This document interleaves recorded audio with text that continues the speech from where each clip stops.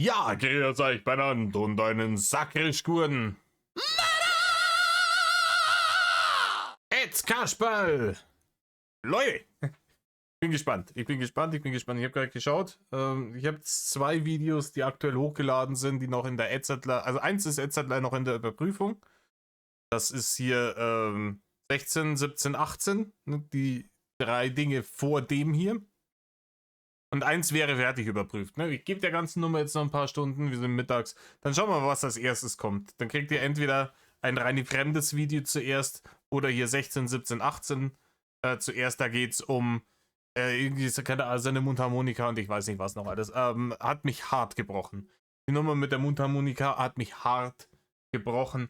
Und das ist wahrscheinlich auch der Grund, warum der Algorithmus von YouTube sich da jetzt ein wenig Zeit nehmen muss, um mir zu sagen, ob da ein gelbes oder ein grünes Symbol dahinter ist. Richtig. In diesem Sinne, Leute, wo sind wir angekommen? Wir sind bei Nummer 19. Draches Meinung Nummer 19. Und wir sind gespannt, sind wir doch, worum es jetzt heute geht. Ah, fick. Nee, warte, das war falsch. Den da nehmen wir weg. So. Und ich spoilere euch schon mal. Laut Titel geht es um einen Rückenkratzer. Let's go. Metal. Hockt euch her, sagen wir mir, reißt euch Räuber auf. Mir ginge einer in Rainer. Ah, dachte, ich hab's vergessen. Servus und ein herzliches Willkommen beim Drachen. Ja, Metal und Servus. Beim letzten Mal haben wir über die Mundharmonika gesprochen. Ja, ich erinnere mich. Alter, Und davor über oh Mann, er fängt jetzt schon wieder an. die Hülle der Mundharmonika. Heute geht es in der Folge um das hier. In der Folge. Achso, in dieser Folge von Draches Meinung.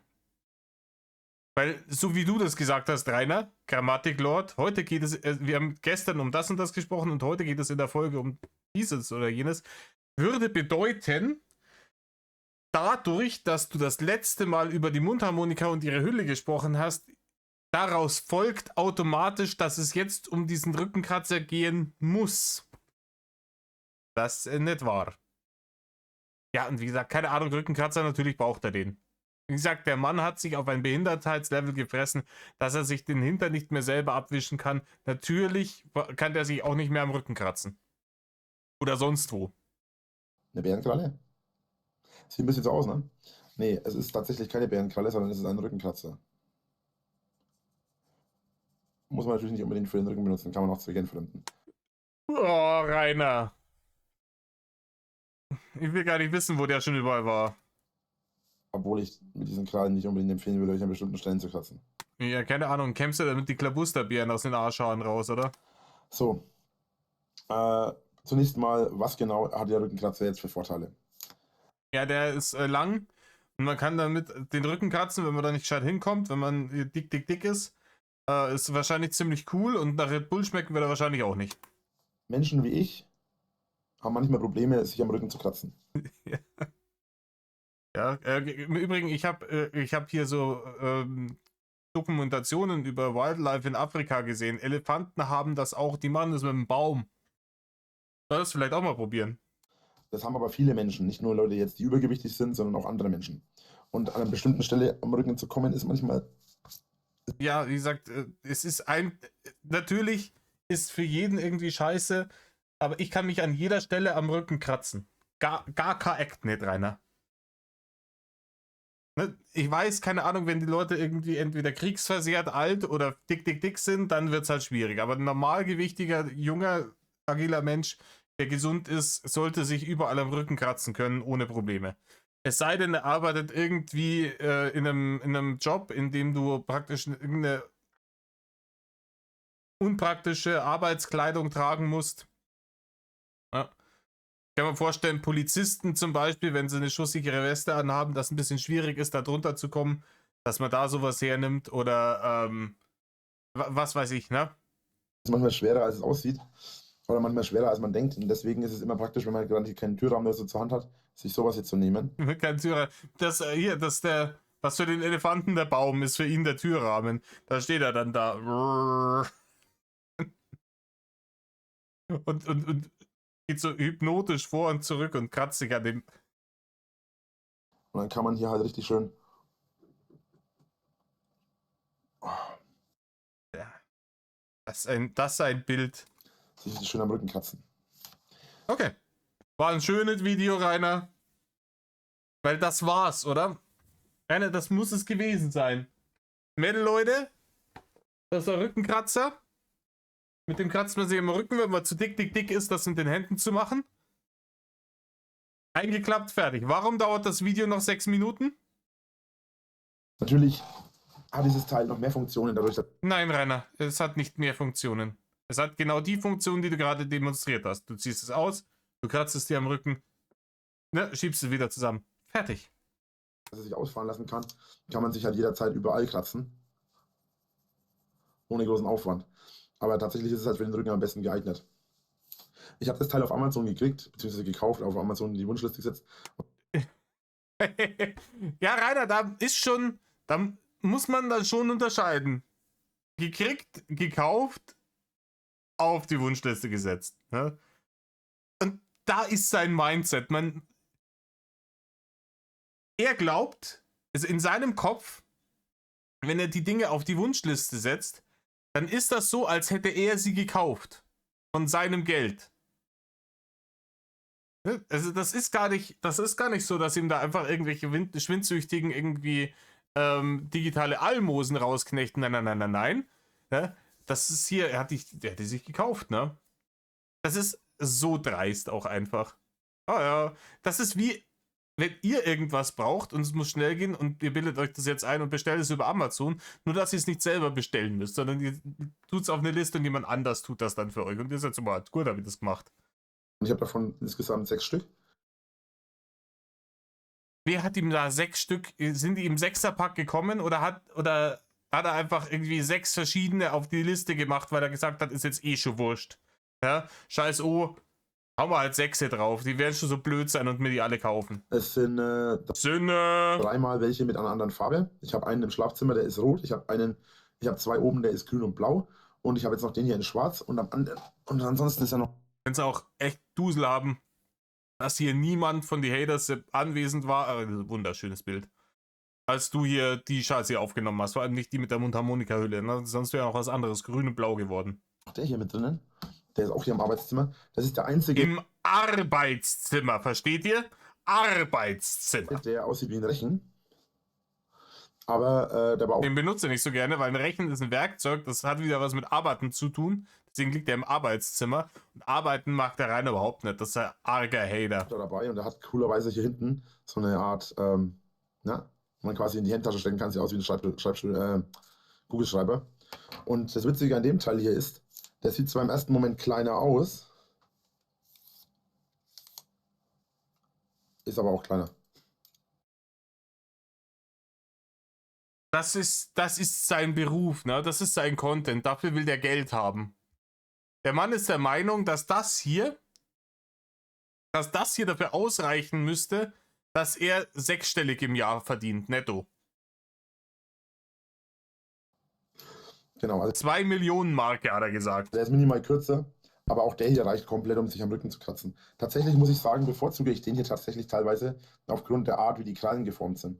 Bei dem hier sind die Krallen einfach kerzengerade nach unten, während, warte mal, wir machen das so. Warte mal, brauche ich mich hier nicht so anstrengen mit dem Ding. Ja. Gott bewahre, Rainer, Gott bewahre, dass du dich mal irgendwann für irgendwas anstrengen musst. Außer deine 7 Ärsche hier aus dem Gaming-Stuhl raus zu wuchten, um rüber ins Bad zu wongeln zum Kackduschen. Ne? Wenn er das so macht, da gehen die kleinen Kerzen gerade nach unten und hier gehen sie so schräg nach vorne. Und ich muss ganz ehrlich sagen, ich bevorzuge tatsächlich den hier manchmal, weil der einfach angenehmer ist zum Kratzen. So. Ansonsten. Ja, muss man vorsichtig sein. Gell? Wir haben ja das vor kurzem gelernt hier mit Timmy dem Wal, dass so aufgedunsene, dass so eine aufgedunsene, dünne Haut sehr empfindlich sein kann. Ne? Dann muss er schon den vorsichtigeren Kratzer nehmen, damit er sich nicht hinten irgendwie die blutigen Striemen reinreißt. Er platzt wie so eine Weißwurst, wenn es in zu heißem Wasser liegt. Ist der hier eigentlich praktischer von der Handhabung her, weil er hinten so einen Gummigriff hat. Das hat er hier halt nicht und dann hat er dazu noch das hier, was man in die Hemdtasche stecken kann, das ausschaut wie ein Kugelschreiber. Ist aber der Nachteil, dass man in der Handhabung hat man die ganze Zeit das Teil in der Hand. Und das ist ein bisschen lästig, finde ich. Ja, Rainer, es ist auch ein Rückenkratzer. Der ist jetzt nicht dafür gedacht, dass du den irgendwie 8 Stunden am Tag benutzt.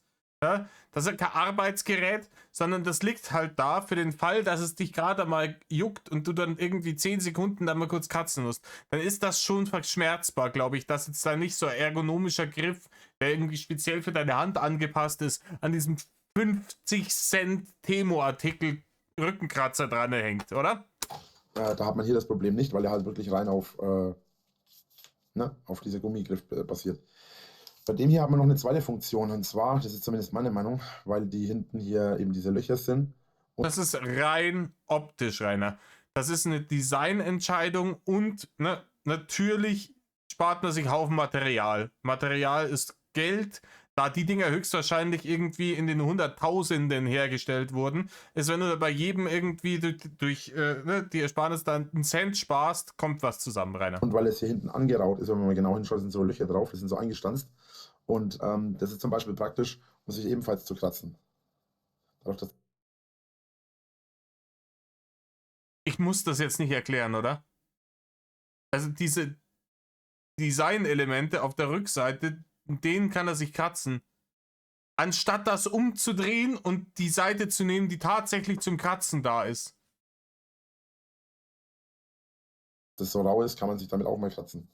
Und das finde ich persönlich auch ganz cool, weil es ist zum Beispiel praktisch, wenn man sich jetzt bloß minimal ein bisschen drüber fahren muss. Rainer, wenn du dir hier nur so minimal ein bisschen drüber fahren willst, an deiner einen Hand, dann brauchst du dafür keinen Kratzer. Du nimmst die andere Hand und kratzt dich schnell. Da kannst du dann auch schauen, wie stark du aufsetzt oder kannst irgend... Was labert der wieder für eine Scheiße? Jetzt kommt der DPD-Fahrer, ausgerechnet jetzt. Ja, der böse D, das ist auch ein Hater. Der ist auch ein Hater, der ist DPD-Fahrer, Hater confirmed. Ne? Einer ist aber froh, dass der DPD-Fahrer überhaupt kommt bei dir. Ich weiß von Leuten, die so ein bisschen draußen auf dem Land leben, da machen die sich gar nicht mehr die Mühe, einfach hinzufahren. Die behaupten einfach, da wäre niemand gewesen. Wie viel Zeit haben wir? Ja, ich muss da mal kurz raus, leider. So, da bin ich wieder. Also. Oh, der DPD-Fahrer jetzt noch ein paar Rückenkratzer gebracht, die du auf Amazon gekauft hast. Also, Der Rückenkratzer, der ist cool, da kann man sich den Rücken damit kratzen, der hat einen Gummigriff, der schmeckt nicht nach Red Bull, aber man kann sich auch an anderen Stellen damit kratzen und dann toll, es sieht aus wie eine Bärenklaue weiter. natürlich erstmal praktisch, dass man ausfahren kann.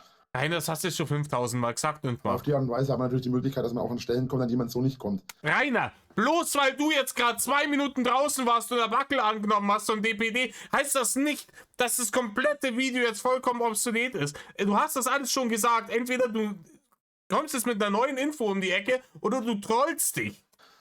Dann hat man den Vorteil. Jetzt ist er raus. Der Vorteil, dass man sich, da kann man sich kratzen damit, ne? Das ist toll, Ding, Zeug. Den Vorteil, dass man einmal die Hauptkratzfläche hat. Und die Rückenkratzfläche. Und einmal die etwas weichere. Wobei ich nicht weiß, ob ich das einfach zweckentfremde. Das kann natürlich. Ja, vielleicht bist du auch einfach zu dumm, so einen scheiß Rückenkratzer zu benutzen. Die Wahrscheinlichkeit ist relativ hoch. Rainer, ich sehe dich. Guck jetzt in den in den Spiegel. Höchstwahrscheinlich ist hier ein Anwenderproblem, das da vorliegt, ne? Natürlich auch sein. Aber dadurch, dass hier die Löcher sind und das große Loch und halt auch das Angeraute und auch hier ist es ein bisschen erhöht, kann man da auch sich schön am Handfläche oder so kratzen. Wobei es natürlich mit der Hand genauso gut geht, ne? Ja, jetzt hast du selber gemerkt, Rainer. Das hast du jetzt selber gemerkt. Aber zum Beispiel mache ich das ganz gerne mal am Bein oder so. Wo man sich mal am Bein oder was kratzen möchte. Ja, Rainer, da wäre ganz vorsichtig. Ne? Wie gesagt, Timmy der Wahl. Da kommst du dran, auf einmal platzt da die Haut auf. Und wie die Wurst im Kessel und dann hast die ganze Suppe. Da muss man nicht unbedingt die harte Fläche nehmen, weil die ist dann fürs Bein, finde ich, die immer ein bisschen unpraktisch. Genau. Ansonsten, wie gesagt, haben wir eben diese 2 verschiedenen Arten von den ganzen Dingern. Ja, es gibt, glaube ich, unzählige Varianten von Rückenkratzern, Rainer. Es ist auch hier nicht so deep. Das ist ein Werkzeug, das der Mensch wahrscheinlich schon seit zigtausend Jahren benutzt. Ich habe hier einen Stock und mit dem kratze ich mich irgendwo, wo ich sonst nicht so gut hinkomme. Die hier ist, wie gesagt, auch ein bisschen einfacher, also sanfter. Wie gesagt, Rainer, Affen machen das. Und der hier ist dafür ein bisschen hart und härter, weil er halt einfach so, da hat er teilweise auch richtig spitze Krallen, wenn ihr mal hinschaut, ne? Das ist richtig, richtig geil. Das ist ein krasses Monster ist das. Während der hier halt einfach abgerundete Stellen hat. Mhm. Und das ist halt schon ein Unterschied, ob man jetzt da diese spitzen Dinger hat oder diese abgerundeten. Genau.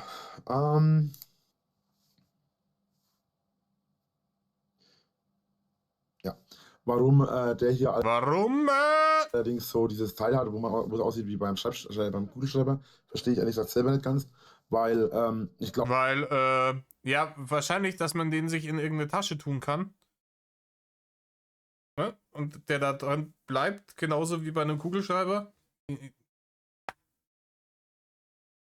jetzt nicht, dass irgendjemand sich das in die Tasche steckt, damit es so ausschaut wie ein Kugelschreiber. Ja, doch, vielleicht. Keine Ahnung, vielleicht hat da jemand irgendwie Schuppenflechte und so ein Scheiß, ne, und muss sich dauernd kratzen. Die ist das peinlich. Er hat das Ding immer dabei für den Fall das. Aber er will ja nicht, dass das auffällt, dann tut er sich halt in die Brusttasche rein. Sieht aus wie ein Kugelschreiber, das ist okay. Und dann jemand, der sich kratzen will, den rausholt und sagt, oh, Genius, ich habe das dabei. Hier, kannst du ausziehen, kannst du dich am Kopf kratzen oder so. Oder am Arsch. Oder an den Rücken oder sonst was. Und ja, mein Arsch ist hier oben. Ja, Rainer, dein Arsch ist inzwischen überall hin metastasiert. Das ist das Problem, ne? Nein. Also, Doch. halte ich für praktisch. Ich habe auch schon von Leuten gesagt bekommen, dass die das für Blödsinn halten, weil die kein Problem damit Ja, immer wenn er sagt, Leute haben mir gesagt, ich habe von Leuten gesagt bekommen, ist alles lülülülülü. Ne? Niemand hat ihm das jemals gesagt. Und er zieht sich das gerade mal wieder aus dem exorbitant metastasierten Arschgebirge. haben, sich am Rücken zu kratzen. Natürlich auch okay, aber ich kenne halt auch genug Menschen, die auch schlank sind und damit Probleme haben, weil manchmal, man kommt eben nicht an alle Stellen am Rücken und so weiter. Doch, Rainer, ich sitze hier. Ich komme mit beiden Armen an jede Stelle am Rücken. Ganz ohne Probleme. Ich persönlich benutze dann wie ein Bär im Wald den Baum, benutze ich meistens dann den Türrahmen oder. Ja, Bär, sagt er.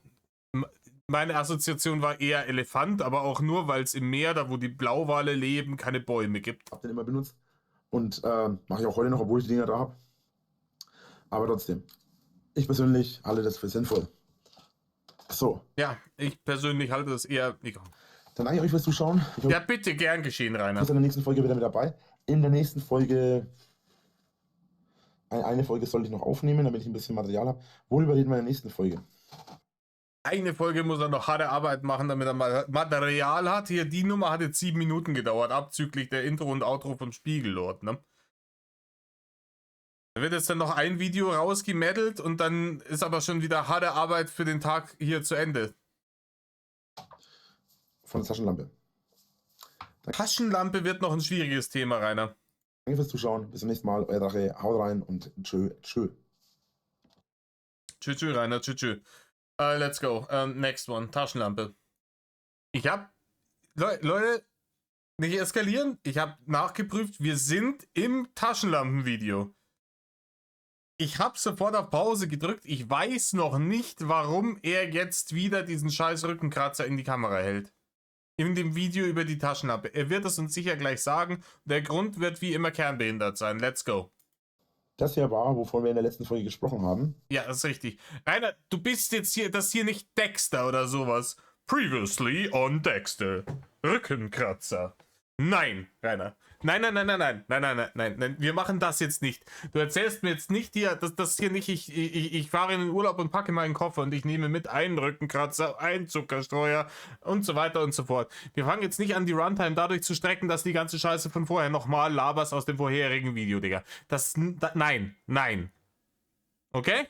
Das hier ist lächerlich genug. Und das hier ist das, worüber wir in der heutigen Folge sprechen werden. Das ist nicht das Corpus Delicti. Ich glaube, die Taschenlampe, mit der er hier den Maximilian kognitiv suboptimiert geschlagen hat, ich glaube, die war größer.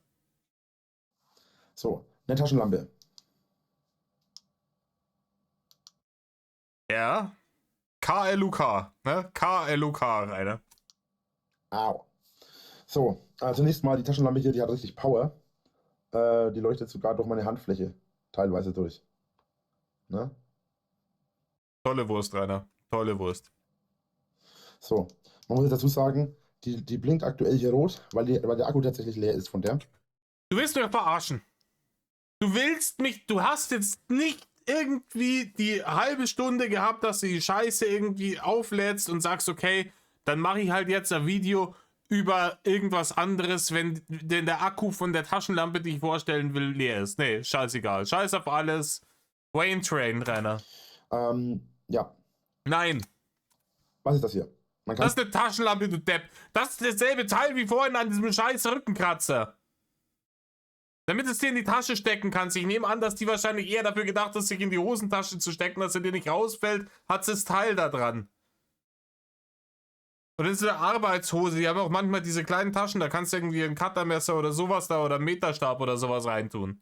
In die Tasche stecken. Sie ist nicht besonders groß, gerade mal ein bisschen größer als mein Finger, ein bisschen größer als mein Mittelfinger. Also hier ist der Mittelfinger. Sie ist gerade mal ein bisschen größer als mein Mittelfinger. Ja, für deine Verhältnisse, was, Rainer? Und das ist eigentlich schon cooler auch. Was hier besonders cool ist, ist das hier. Damit kann man schön den Strahl der Taschenlampe dosieren. Nein, fokussieren, Rainer, nicht dosieren. Man fokussiert ihn. Der Strahl ist, also es kommt immer gleich viel Licht daraus, ne? Du bündelst das nur. Ich persönlich finde eine ziemlich coole Sache. Was ich bei der Taschenlampe hier ziemlich ungeil finde, ist eine Funktion, zweite Funktion, dritte Funktion, aus. Bei der ersten Funktion ist es am hellsten, bei der zweiten ist es ein bisschen gedämpft und bei der dritten ist es so eine blinkende Funktion. Finde ich persönlich ziemlich ungeil. Ja, richtig ungeil. Rainer, diese blinkende Funktion, die ist dafür da, dass du auf dich aufmerksam machen kannst, besser. Weil das Problem daran ist, dass die Taschenlampe, wenn blinkt, naja gut, das ist okay, aber die zweite Funktion finde ich irgendwie nutzlos. Ja, Rainer, wenn es vielleicht nicht so extrem hell sein soll.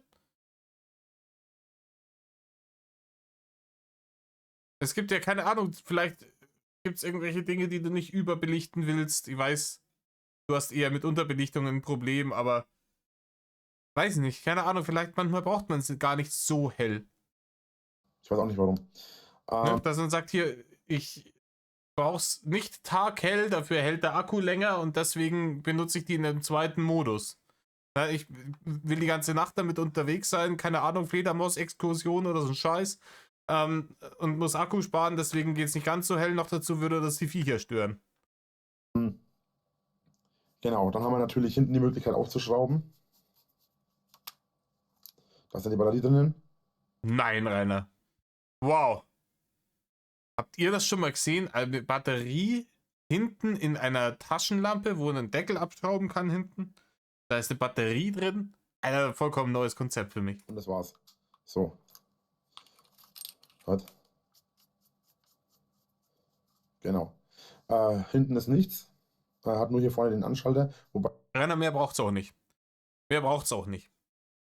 ich Taschenlampe bevorzuge, die hinten den Anschalter haben, weil es einfacher ist, die Taschenlampe dann zu halten. Rainer, ist vollkommen wurscht, sie zu halten. Du hältst es nur für cooler. Das ist der Punkt. Du glaubst, es sieht cooler aus, wenn man die so hält über der Schulter und dann drückt man hinten drauf oder ja, dann tut man so, als wäre man hier Special Forces oder so und hat hier die Knifte noch drüber, ne, und hält da so mit der Faust die Taschenlampe drunter. Das ist richtig geil, Rainer. Hast du hier Swatting?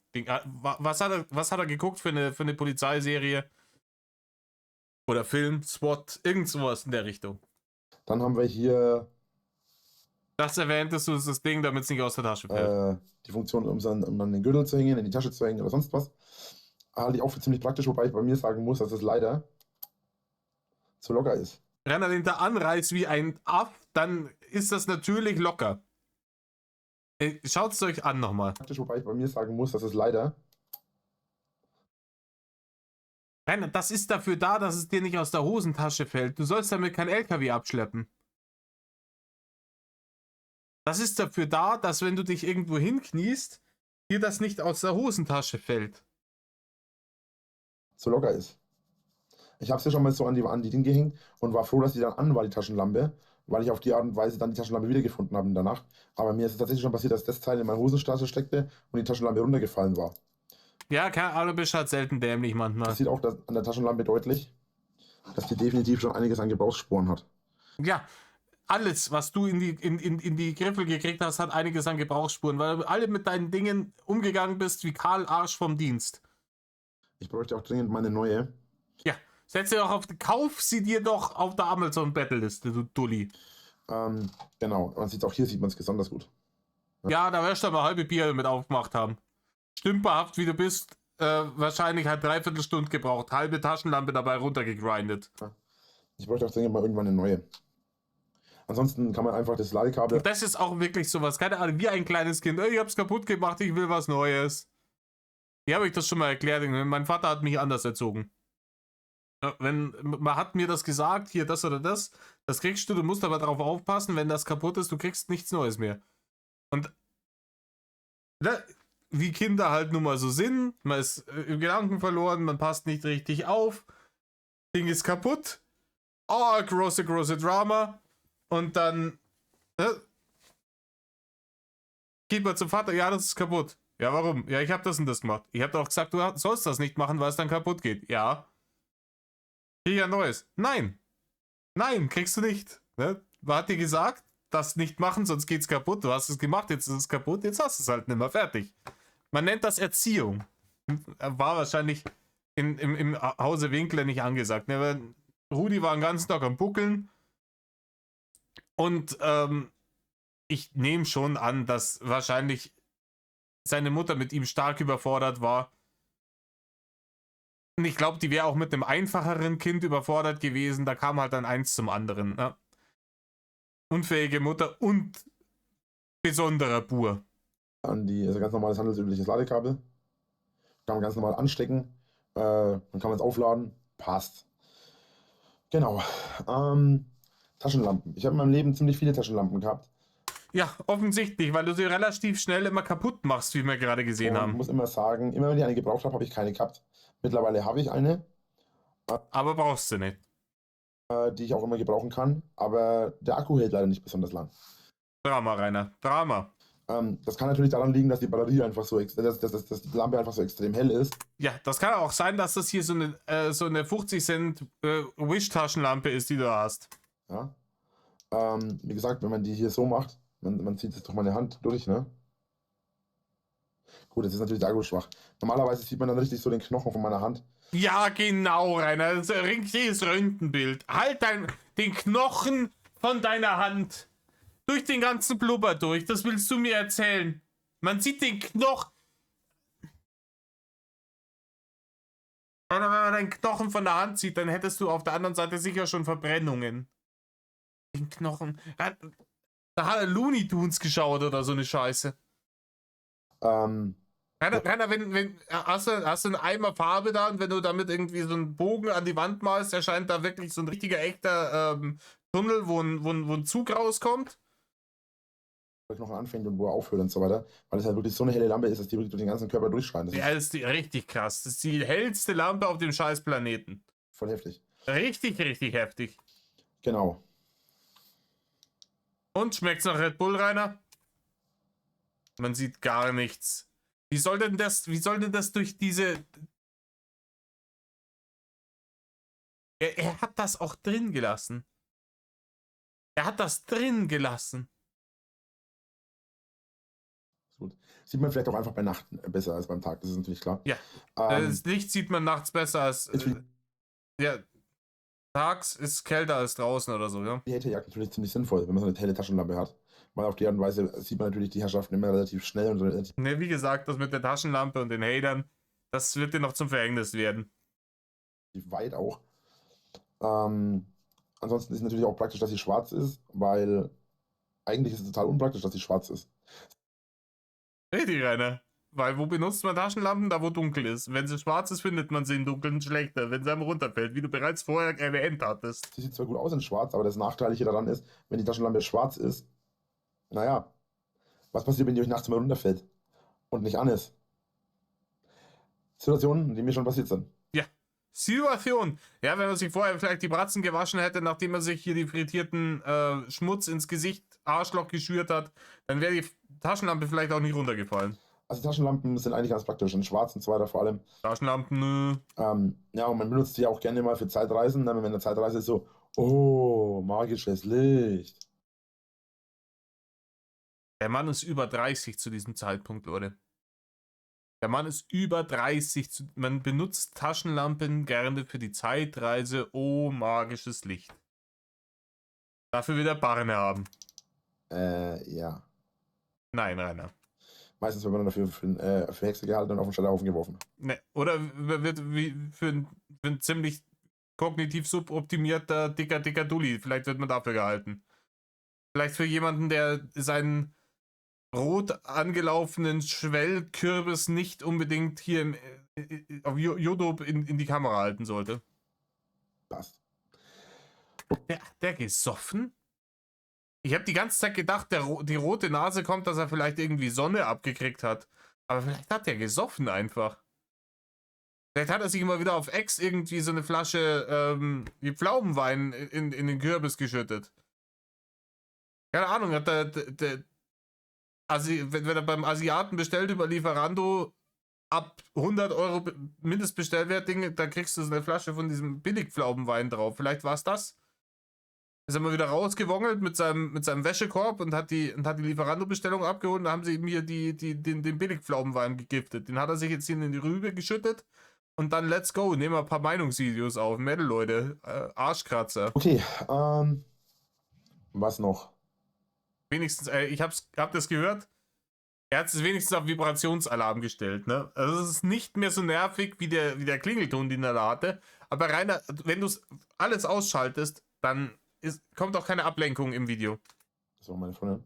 Ja, genau, die wird's gewesen sein, Rainer. Die wird's gewesen sein.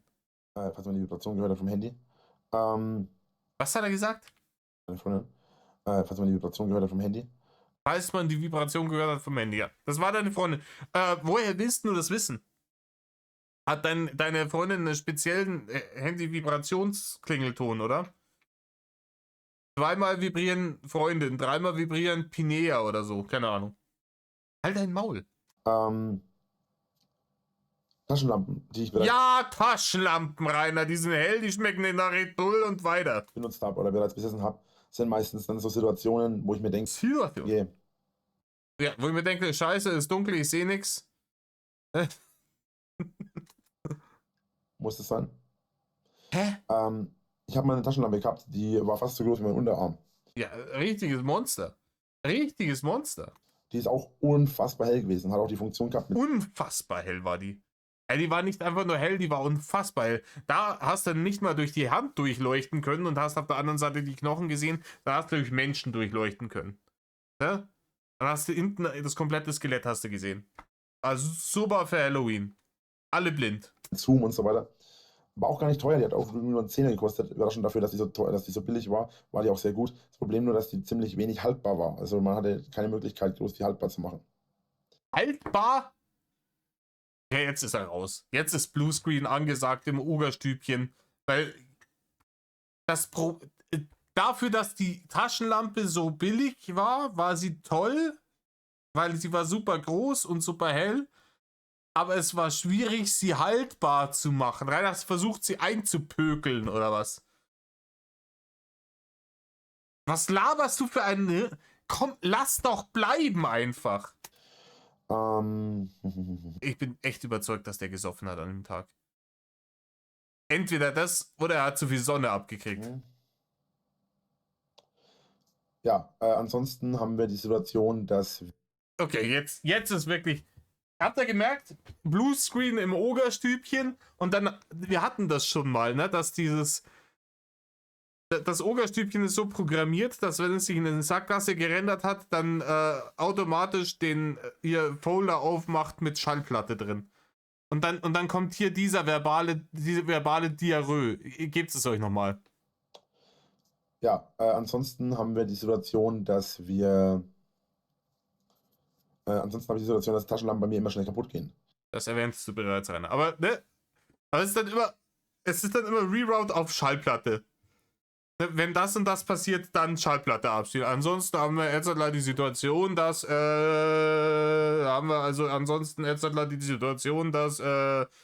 Taschenlampen. Oder gingen. Jetzt mittlerweile ist es nicht mehr so, vor allem weil die auch sehr robust ist. Aber ihr seht, Taschenlampen sind bei mir Sachen, die jetzt sehr oft runterfallen, sind Sachen, die sehr oft mal irgendwo. Rainer, wofür brauchst du eigentlich permanent Taschenlampen?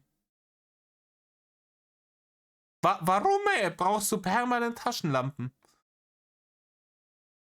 Ich brauche sehr selten Taschenlampen, meistens wenn ich beim Camping bin. Abgestellt werden und dann da auch mal umkippen. Am besten ist eine Taschenlampe wirklich mit möglichst langem Ladezeit, also mit möglichst kurzer Ladezeit, mit möglichst langer Ladehaltung. Ja, Rainer, Kältepries. Elektrisches Gerät, das akkubetrieben ist, das sind die besten die schnell laden und lang halten. Herzlichen Glückwunsch, Rainer. Und möglichst hell soll die Taschenlampe natürlich auch sein. Ja, also soll funktionieren, soll schnell laden und lang halten. Das sind die 3 Dinge, mit denen Werbung gemacht wird. Weil eine Taschenlampe, die nicht hell ist, die taugt nichts. So. Nein, Rainer, echt? Genau. Das, denke ich, dürfte auch schon alles dazu gewesen sein. Man merkt, ich habe selber keine Ahnung, was ich groß erzählen soll über eine Ja, richtig. Man merkt das sehr deutlich, Rainer. Taschenlampe. Naja, aber dafür ist dieses Format gedacht, ne? Nein, dafür ist das Format nicht gedacht, Rainer. Das Format ist gedacht dafür, dass du wieder genug Barne ergaunern kannst, indem du AdSense spammen willst.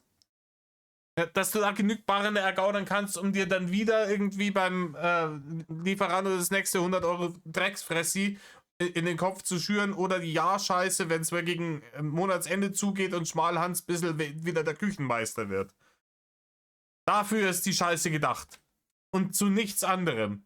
Danke euch fürs Zuschauen. Ich hoffe, ihr seid beim nächsten Video wieder mit dabei. Ja, leider Gottes werde ich das sein, weil wir erst 36 Minuten in meiner Reaction sind. Aber du wirst dich jetzt nochmal 2 Minuten verabschieden, wenn ich das hier richtig sehe. Ich muss mich jetzt hinsetzen, die ganzen Videos bearbeiten, damit Du armer Mann! ihr die nächsten Tage was zu gucken habt. Ja, nur damit wir was zu gucken haben. Oder hattet. Weil das ist das letzte Video in der Reihenfolge. Und dann sehen wir uns hoffentlich im Stream. Also, dass ihr in den nächsten Tagen was zu gucken hattet.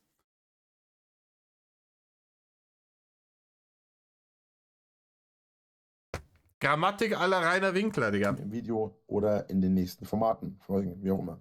Euer Drache. Gedöns, hast du vergessen, Rainer. Gedöns, euer Drache. Medal of Banerschwald noch. Haut rein und tschö. Und meine Haare gehen mir gerade auf die Nerven. Ciao. Ja,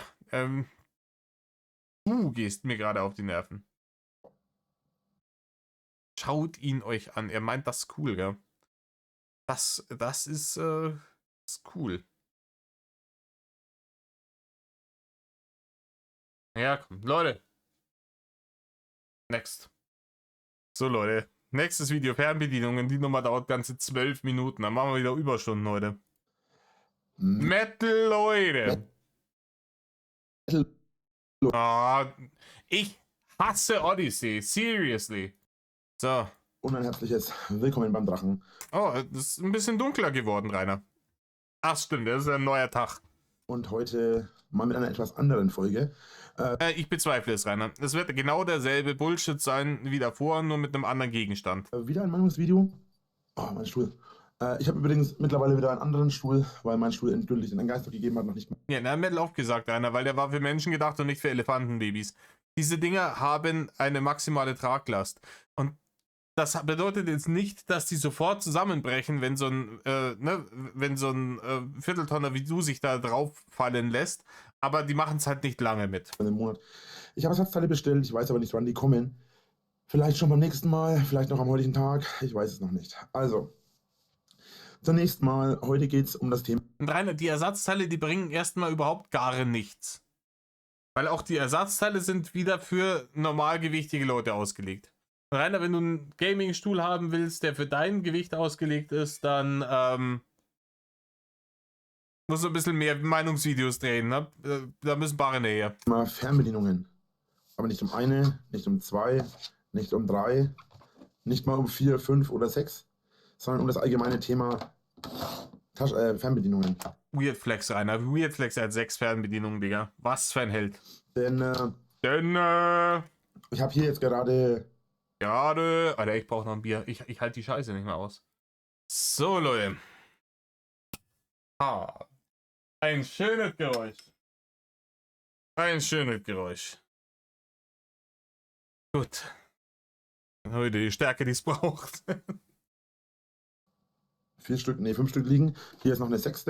und ich habe noch viel mehr. Und in der heutigen Zeit ist es ja nicht selten so, dass man oft, ich habe jetzt keinen anderen Controller da, deswegen sage ich das so, auch noch einen Controller für die Xbox oder ähnliches benutzt, um auch noch damit irgendwie zu steuern. Ja, richtig, gerne. Ich versuche so wenig Fernbedienungen zu haben wie möglich. Ich glaube, bei mir liegen jetzt, wenn man PlayStation-Controller wegrechnet, 3 Fernbedienungen rum. Einer ist für den Fernseher, einer ist tatsächlich für meine Stehlampe in der Ecke. Und eine ist für die Soundbar. Mittlerweile auch über Funk. Tja, und das ist nämlich das Problem an der Sache. Wir haben die Controller. Wir haben ich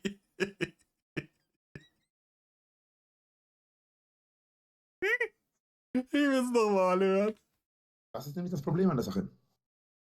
Ja, was ist das Problem an der Sache? Wir haben Ach so, das ist schon ein Problem. Wir haben die Controller, wir haben die Fernbedienungen und so weiter. Was macht man jetzt?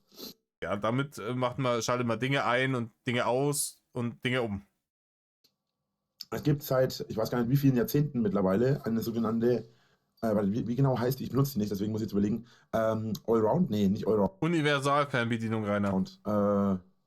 Universal-Fernbedienung. Ihr wisst schon, das ist so eine Fernbedienung, mit denen man alle Fernbedienungen, ich weiß gar nicht, wie die heißt. Ja, du weißt gar nicht, wie die heißt, aber die ist das Thema des heutigen Videos, Rainer. Ich wiederhole mich, 10 Sekunden googeln, da weißt du, wie das Ding heißt. Vor deinem Video. Dass du wenigstens weißt, worüber du dein Meinungsvideo machen willst. Wäre das nicht irgendwie Bare Minimum, oder? Ich benutze die, wie gesagt, auch nicht. Eine Fernbedienung, mit der man alle Fernbedienungen universal ist es richtig. Applaus, Leute, Applaus, er hat's geschafft. Er hat es tatsächlich geschafft. Ja, das kleine Hamsterrad hat sich genug gedreht. Eine Universalfernbedienung. Und damit kann man normalerweise viele verschiedene Geräte mit einer Fernbedienung kontrollieren. Meistens hat die dann vorne so, das hier ist sogar ein gutes Beispiel, ähnlich wie die Fernbedienung hier mit den DVD, TV und so weiter, in verschiedenen einzelnen Stats, hat auch zum Beispiel die Universalfernbedienung verschiedene. Das hier ist übrigens keine, das ist die Original von meinem Yamaha, von meiner Anlage. Ich weiß auch gar nicht, warum da CD-Scan draufsteht, weil ich habe gar keinen CD-Player. Ja, für den Fall, dass du dann mal einen anschließt oder so. Beziehungsweise meine Anlage hat keinen CD-Player angebaut, weil es ist eine richtige, egal. Ja, vielleicht bauen die aber auch eine Fernbedienung für all ihre Geräte. Damit sie nicht irgendwie, keine Ahnung, für jedes drum eine neue entwickeln müssen. So, genau. Heutzutage kann man wirklich alles steuern. Ich mache es jetzt mal nicht mit der hier, ich stelle mal wieder weg. Und Rainer, heutzutage die allermeisten Sachen kannst du auch mit der App steuern. Sondern ich mache es mit der hier. Oder mit der Alexa. Aber die ist ein Hater, da muss man aufpassen. So sieht gar nicht mehr so Frag die bloß nicht hier, dass sie Twilight-Soundtrack abspielt. Die macht euch das Leben zur Hölle. schlecht aus. Man kann heutzutage alles, sogar Licht mit Fernbedienungen steuern. Wobei ich dazu sagen muss, dass ich das erste Mal meine Lampe mit Fernbedienung geleuchtet habe. Kinder, setzt euch zu mir, ich erzähle euch eine Geschichte, einen Schwank aus meiner Jugend. Damals, als ich zum ersten Mal eine Fernbedienung geleuchtet habe. Ich bin noch ein bisschen neben der Spur, ich bin erst aufgestanden. Ja, dann mach doch kein Video, du Depp. Ich bin immer ein bisschen müde, ich bin gerade erst aufgestanden. Ja, dann, keine Ahnung, schütte einen halben Liter Kaffee mit einem Pfund Zucker in deinen kreisligen Schlund, solange bis du ein kurzes Zuckerhigh hast. Setz dich dann die 10 Minuten dahin, spall über eine Fernbedienung, bis das ordentlich wirkt, kannst du noch schnell nachgoogeln, wie die überhaupt heißt. Und dann fang nochmal von vorne an mit der Scheiße, du brunst. Von einer Stunde oder so. Ja, ich habe schon mal die Haterfliege, die war schon länger wach. Fernbedienung gehabt für eine Lampe. Und zwar war das so eine kleine Stehlampe. Das ist ziemlich cool gewesen, das fand ich damals schon geil. Und, richtig geil. Und jetzt ist es so, dass ich hier aktuell 4 Fernbedienungen habe, die ich 5 hast du gerade gesagt oder sogar 6. aktuell aktiv benutze. Das sind einmal die beiden hier, ziemlich große Teile. Und dann sind es die beiden hier. Das hier ist für meinen Ventilator. Das hier ist für die Lampe, die ich habe. Das hier ist mein DVD-Player. Und das hier, oder mein Blu-ray-Player. Und das hier ist meine Anlage. So, hauptsächlich benutze ich tatsächlich eigentlich sogar bloß diese 3. Denn mit der Fernbedienung hier schalte ich den Fernseher ein und aus. Und zwar hiermit. Jetzt fragt ihr euch, mal was? Du hast gerade gesagt, das ist der Blu-ray-Player. Naja, das hier ist tatsächlich eine Fernbedienung mit einer universalen Möglichkeit. Und zwar habe ich einmal den TV und einmal meinen DVD-Player zum Einschalten. Applaus, Rainer. Großartig. Willkommen im 21. Jahrhundert. Und das ist sehr praktisch, denn ich kann meinen DVD-Player bzw. meinen Blu-ray-Player von Samsung kontrollieren und meinen neuen Fernseher mit Samsung. Und deswegen ist es ziemlich praktisch, weil ich damit auch... Rainer, hast du geglaubt, dass Samsung Samson heißt? Oder hast du bei dem chinesischen Samsung Knockoff, das sich aus rechtlichen Gründen Samson genannt hat, deine elektrischen Geräte gekauft? schon ein paar Kleinigkeiten machen kann. Allerdings beschränkt es sich dabei auf Einschalten, Ausschalten und auf den Kanal wechseln. Das ist ein richtiger Switcher, die Fernbedienung. Zumindest soweit ich weiß. Ich habe die Fernbedienung noch nicht aktiv genutzt, aber ich bin... Du hast vor einer Minute gesagt, dass das die Fernbedienung ist, die am meisten benutzt. Weil du damit den Fernseher und den Blu-ray-Player gleichzeitig einschalten kannst. Jetzt sagst du mir, ja, eigentlich keine Ahnung, ich benutze die gar nicht. Aber ja klar, du bist ja erst aufgestanden. Vor einer Stunde. Dann kann man auch keinen geraden Satz von jemandem mehr erwarten, wenn er schon seit einer Stunde wach ist. Ja, kein Wunder, dass der fürs Arbeitsleben nicht gemacht ist. Ey, verstehst du mich falsch? Ich bin fürs Arbeitsleben auch nicht gemacht. Wenn ich es mir aussuchen könnte, würde ich es auch nicht machen. Aber wenn ich geistig so Bananas bin, dass ich eine Stunde nachdem ich aufgestanden bin, so eine geistige Gülle vom Stapel lasse, ja, dann ist auch klar, dass mit mir morgens um 7 oder um 8, wenn die Malochne anfängt, nichts anzufangen ist, ja? Nutze ich sowieso nur, um einzuschalten, wenn ich überhaupt die Fernbedienung nutze. Meistens, wenn ich aufstehe, gehe ich jetzt in meiner Kaffeemaschine in der Früh und dann drücke ich meistens einfach auf den Knopf. Ja, Rainer, dann ist das eine Fernbedienung, die du wegmachen kannst, ne? Dann ist die da zu viel. Das heißt, die Fernbedienung hier fällt normalerweise schon weg. Ja, dann tu sie halt weg. Warum liegt die dann da? Bleiben noch 3 Stück übrig.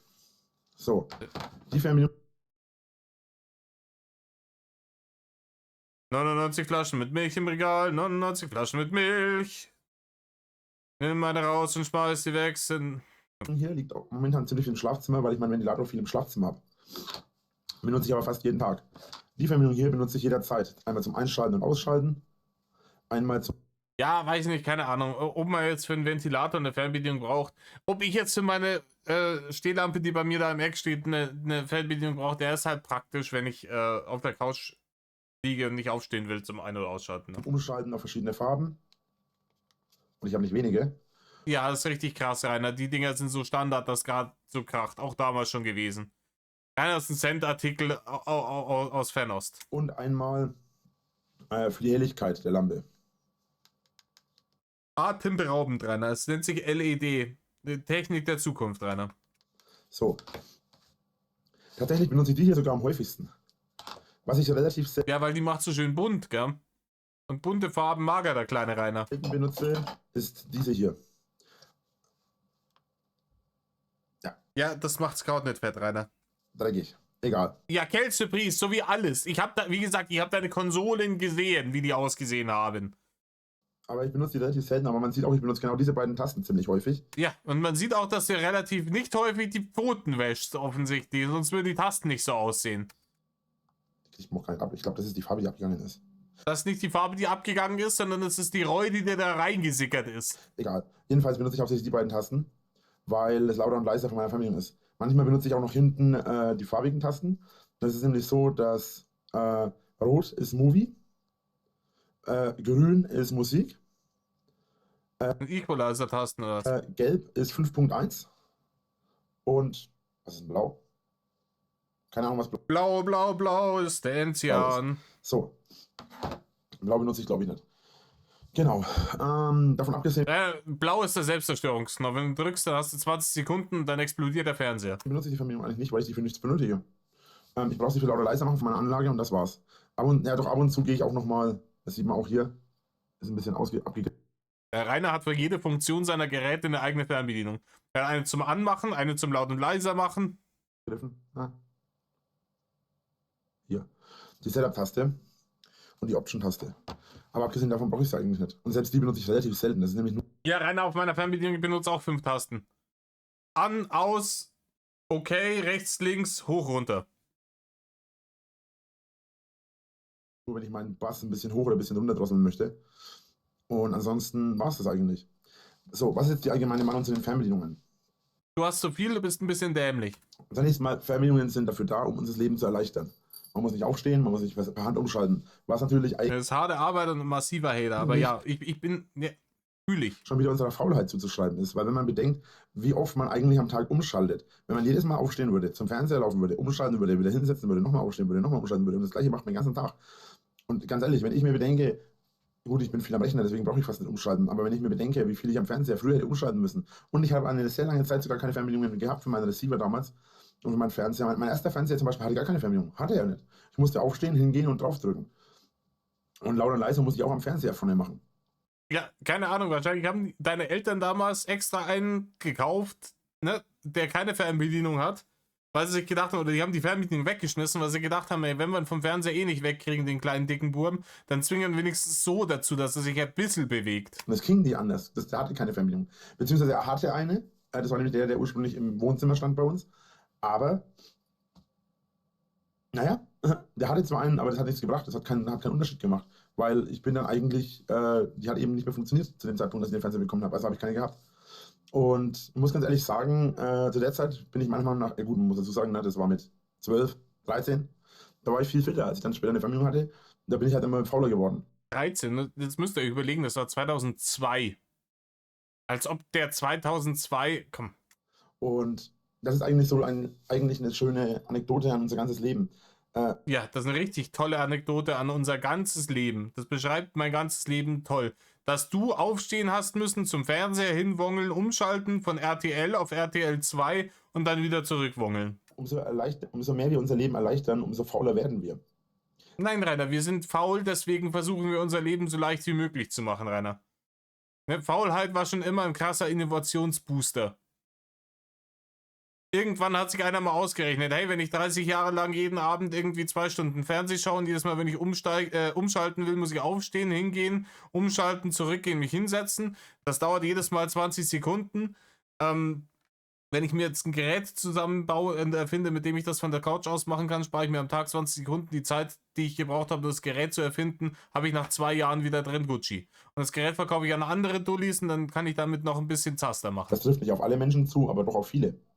Und eine Universalfernbedienung ist dann noch fauler, weil man hat eine Fernbedienung für alles. Das heißt, man braucht überhaupt nicht mehr aufstehen. Ja, die Fernbedienung kann nicht faul sein, die ist ein Gegenstand. Was allerdings viele irgendwie immer das Problem haben, ist, ihre Fernbedienung zu finden. Ich persönlich habe damit normalerweise kein Problem. Ich habe hier auf meinem Rechner, an meinem Rechner habe ich einen festen Platz, die liegen immer hier an der Seite, immer. Und ich lege die auch immer wieder dann dahin, wenn ich sie benutzt habe. Aber viele haben sowas gar nicht. Doch, ne? Gerade für Fernbedienung hat eigentlich jeder Haushalt seinen festen Platz. Ich habe noch nie irgendwo, schon als Kind, die Fernbedienung hatte immer einen festen Platz. Weil jeder irgendwann mal die Fernbedienung gesucht hat und festgestellt hat, was für ein räudiger Abfuck das ist. Und dann gesagt hat, nein, die kommt genau dahin und zwar immer und zwar ab heute bis ans Ende aller Tage. Damit ich die Scheiße nicht suchen muss. Vor allem, du suchst die Fernbedienung, wenn du sie suchen musst, immer dann, wenn es pressiert. Einen festen Platz für die Fernbedienung ist immer sinnvoll und wichtig. Wenn man aber zum Beispiel auf dem Sofa liegt, dann legt man sie immer schnell neben sich, dann rutscht sie in der Ritze, dann findet man sie nicht mehr. Ja, ich hoffe, dass sie in die Couchritze rutscht bei dir, aber die Wahrscheinlichkeit ist, dass eine andere Ritze ist. Dann steht man auf, dann setzt man sich wieder hin, dann kommt man vielleicht irgendwie blöd hin und vielleicht ist dann in der Sofaritze, das ist bei meinem Sofa zum Beispiel. Er ist in seiner Arschritze verschwunden und jedes Mal, wenn er Chancen hat müssen, hat das Programm gewechselt und der denkt sich, ja verdammte Axt, was ist die Fernbedienung, warum passiert denn das hier die ganze Zeit? Beispiel so, vorne, wo das Sofa ist, also wo die Kante vom Sofa ist und es in die Lehne übergeht, von der Kante, von der Sitzfläche, geht es in die Lehne über. Und in der Kante, wenn meine Fernbedienung in die Kante rutscht und an der Seite vorne rausschaut und ich aufstehe oder mich hinsetze, dann bewegt sich ja das Sofa ein bisschen und da ist eine harte Kante. Und ich habe schon meine Fernbedienung auf die Art und Weise verloren. Denn die ist da reingerutscht, ich bin aufgewacht. Du hast die nicht verloren, du hast sie kaputt gemacht, weil du zu dämlich warst. Das ist genauso wie du dein Haus nicht verloren hast. Du hast dein Haus verkauft. Du hast auch deinen Führerschein nicht verloren, du hast ihn abgeben müssen, weil du ein Gewaltstraftäter bist und die scheiß MPU nicht machen konntest. Er hat immer alles verloren. Kann er alles gar nichts dafür. Gestanden und Dann, ne? Krach. Und ich schaue, was ist denn jetzt passiert? Schau an der Seite, Fernbedienung in 2 Teile. Ich hab mir damals ich beiß mir bis heute in den Arsch. weil ich das auch nicht mehr herkriege. Ich habe mir damals für Jedi Fallen Order extra da gab es zum Dazukaufen so eine Steelbox dazu. Ich habe mir die geholt, weil ich dachte, die sieht geil aus im Regal und so weiter und so fort. Und ich habe richtig Bock. Ich habe das Spiel bis heute nicht durchgespielt, by the way, weil mich das so angenervt hat. Ich hatte einen Kumpel da, ich habe diese Hülle auf der Couch liegen gehabt und habe halt irgendwie eine Decke drüber gelegt und wusste nicht mehr, also habe nicht mehr gecheckt, dass und habe mich da drauf gesetzt und die war im Arsch. Ich habe Scheiße geschrien und das fickt meinen Kopf bis heute so sehr, dass ich Spiele seitdem nicht mehr gespielt habe. So neurotisch bin ich beieinander. Aber ich sage nicht, ich habe die Hülle verloren, sondern ich habe sie aus eigener Dummheit kaputt gemacht. Ja, gut. Dass ich mich darüber tierisch aufgeregt habe, brauche ich, glaube ich, kaum zu erzählen, oder? Na gut. Ich muss auch ganz ehrlich sagen, man sieht an meinen Fernbedienungen, das hier zum Beispiel ist die Fernbedienung von meinem anderen Fernseher, man sieht an meinen meine Fernbedienung immer gut, wie ich drauf bin. Und zwar habe ich Ja, wenn du nicht gut drauf bist, dann ist die Fernbedienung kaputt, weil dann hast du ja verloren, indem du sie an die Wand gepfeffert hast. immer das Problem, dass meine Fernbedienungen aus irgendeinem Grund immer schnell den Geist aufgeben. Wobei Ja, Rainer, weil du ein Corpus Claudius bist, ein Grobmotoriker vom Allerfeinsten und dazu noch absolute gestörte Impulskontrolle hast und ausrastest permanent. Dann leiden natürlich die Dinge um dich herum. ich dazu sagen muss, dass ich das Problem nur bis zum Toshiba hatte. Der Toshiba, ich habe dann am Toshiba mal an der Fernbedienung was machen müssen. Das habe ich dann getan. Deswegen hat er hier vorne auch kein Plastik mehr drüber. Und seitdem geht alles. Übrigens hat auch mein Toshiba verschiedene Funktionen. Und ja, hat eigentlich von Anfang an funktioniert und seitdem funktioniert das auch. Im Übrigen, der Mann hat hier 20 Fernbedienungen.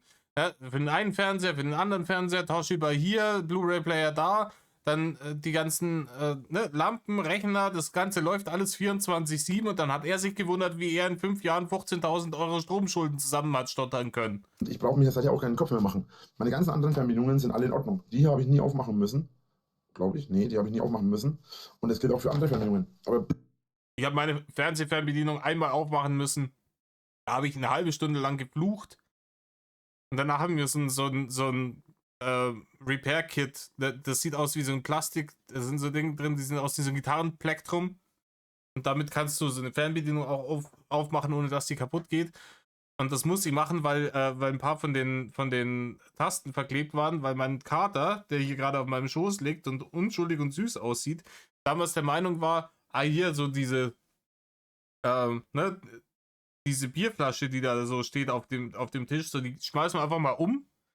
Und zwar schön in die Richtung, wo die Taschenlampe liegt. Und dann haben halt ein paar Tasten nicht mehr gescheit funktioniert. Da habe ich das Ding auseinandergebaut, die Platine sauber gemacht, alles irgendwie schön mit Isopropanol sauber gemacht, wie die ganzen Dullis auf YouTube.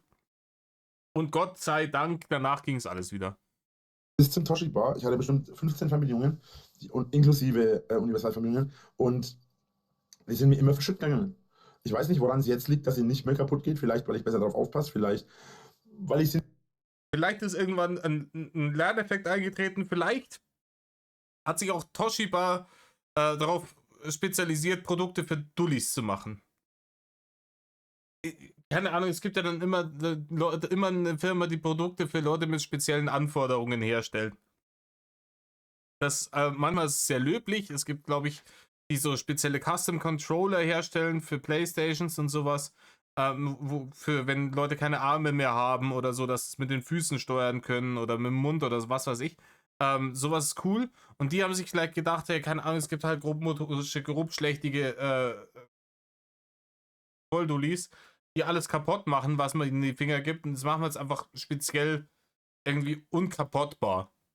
Vielleicht ist so auch Nokia 3210 entstanden. Nicht mehr so häufig benutze, weil letzten Endes, wie oft benutze ich die Fernbedienung? Ich benutze sie zum Einstellen. Ladies and Gentlemen, letzten Endes Vom Fernseher und zum lauter leiser machen benutze ich dann die hier und das war's. Mehr nutze ich nicht. Na gut. Darüber hinaus. Im Übrigen, keine Ahnung, ich benutze dir die Fernbedienung von meiner Soundbar wirklich auch nur, weil die so ein Ding drin hat, wenn die, ich glaube, eine Viertelstunde keinen Sound ausgibt, schaltet die automatisch ab. Und dann muss ich sie wieder einschalten, wenn ich Pause gedrückt habe. Ansonsten laut leiser kann ich theoretisch über den Fernseher immer noch machen. Ich hätte gern weniger noch Fernbedienungen, aber ist es jetzt so, dass ich von Fernbedienungen immer, ich weiß nicht, was ich von Fernbedienungen halten soll. Auf der einen Seite, wie gesagt, sind sie schon schön, weil sie einem das Leben erleichtern. ja, auf der anderen Seite schmeckt es vielleicht auch nach Red Bull. Ein bisschen oft genug Red Bull drüber geschüttet hat. Auf der anderen Oder den grünen Monster. Seite, man wird schon sehr faul dadurch. Ja, Rainer, das macht bei dir das Kraut nimmer fett. Rainer, das macht bei dir das Kraut jetzt wirklich nimmer fett. Naja, meine Meinung zu Fernbedienungen, sie sind sinnvoll, aber man wird faul. Und das wäre auch mein Fazit dazu. Und danke euch fürs Zuschauen. Ich hoffe, ihr seid beim nächsten Video wieder dabei. Bis dahin, euer Drache. Ja, euer Drache Meloff. Alter, wir sind mal genau bei 1 Stunde. Das ging schnell. Huh. Beim Fernbedienungsvideo musste ich mich gar nicht so sehr aufregen, obwohl es so lange gedauert hat. Schön, schön, schön, schön. In diesem Sinne, Leute. Tu nicht, was Rainer tut. Meloff.